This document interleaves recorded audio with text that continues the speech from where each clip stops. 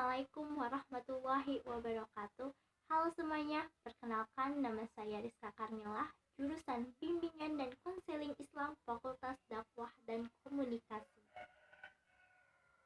Di video kali ini, saya akan membahas mengenai program penyuluhan sosial di 2 tahun kebelakangan. Sebelumnya, ada yang tahu nggak sih apa itu penyuluhan sosial? Penyuluhan sosial adalah suatu proses pengubahan perilaku yang dilakukan melalui penyebarluasan informasi, komunikasi, motivasi, dan edukasi oleh penyuluh sosial baik secara lisan maupun tulisan untuk membangun kesejahteraan sosial. Lalu, apa program pemerintah di penyuluhan sosial di 2 tahun kebelakangan ini?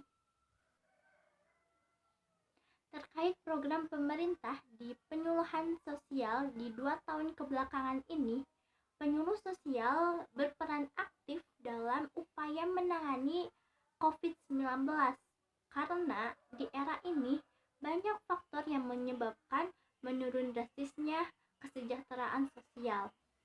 Karena jika kita lihat banyak faktor atau banyak dampak yang kita rasakan akibat pandemik ini, yakni berimbas kepada sektor pendidikan, kesehatan, ekonomi, kesejahteraan sosial, keluarga, dan lain sebagainya.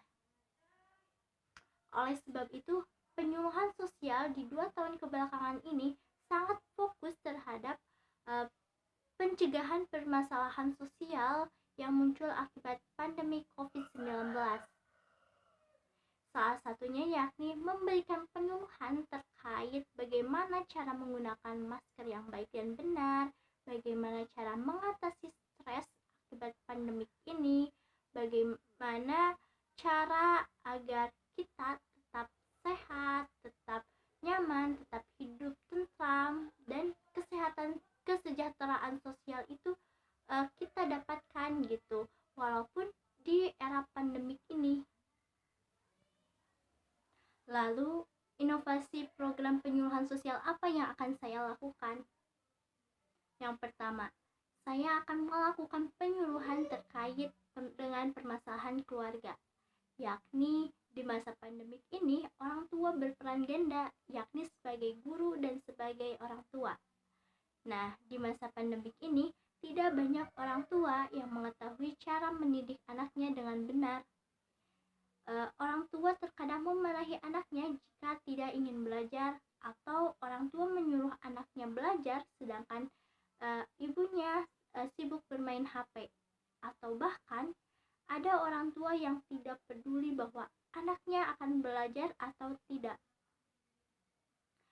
Oleh karena itu, penyuluhan ini itu sangat penting karena anak adalah investasi masa depan dan anak adalah generasi yang akan mendatang yang akan membangun atau membawa Indonesia menjadi lebih baik lagi. Penyuluhan sosial ini bertujuan agar orang tua memahami dan mengetahui cara mendidik anak untuk belajar. Misalnya, dengan membimbing anaknya belajar, berada di sampingnya saat proses pembelajaran berlangsung yang akan membuat anak itu nyaman untuk belajar. Atau bahkan di era pandemik ini, tidak sedikit orang tua yang mempunyai permasalahan dalam mengatasi anaknya yang sudah kecanduan gadget. Karena di era pandemik ini, semuanya serba online yang mengakibatkan anak itu lebih sering bermain HP. Padahal itu tidak baik bagi proses tumbuh kembangnya anak. Lalu solusinya apa? Nah, solusinya adalah dengan melakukan penyuluhan sosial terkait dengan cara mengatasi anak yang sudah kecanduan gadget, atau penyuluhan bagaimana menjadi orang tua yang handal dalam mendidik anaknya di era pandemi, dan lain sebagainya. Yang kedua adalah memberikan penyuluhan terkait keterampilan kerja. Di masa pandemik ini, salah satu dampak yang sangat besar adalah ekonomi. Apalagi ekonomi ini adalah yang paling dekat dengan kita gitu.